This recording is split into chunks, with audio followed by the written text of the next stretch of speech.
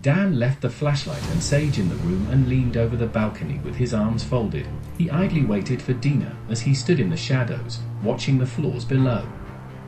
Dan suddenly turned to look behind him. He was sure he saw something in the corner of his eye. Something moved. He scanned the area around him. Then, satisfied it was nothing, he resumed his stance at the balcony rail. Dan started to get impatient, and as he turned towards the bathrooms, he felt something gripping his ankle.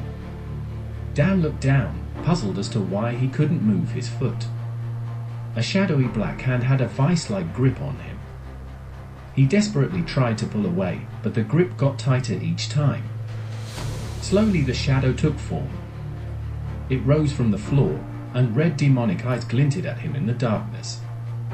Then, as he tried to call for Dina, another shadow formed, taking hold of his thigh. Dan panicked as more shadows emerged out of the darkness. For more wrapped around his torso. Their wispy, shadowy appearance was deceiving. The strength they possessed made it impossible for Dan to move. Dina! Dina! He screamed. The shadow men curled themselves around his chest. Breathing was getting hard.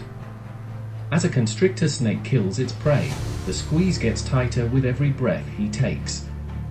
The pressure was building in his head, and his eyes watered with the strain.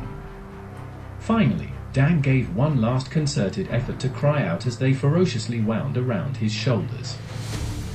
Dan screamed, "Dina!" as a shadow man drew up to his face, and its eyes met his.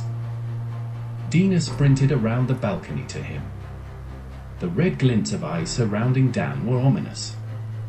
Pushing her hand through the demonic forms, she tried to grab Dan and pull him away from them. Instead, the shadow men took hold of her, and the sound of rushing hollow breaths engulfed them.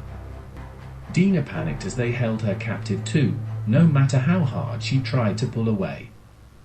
Dina cried out as shadowy hands wrapped around her waist.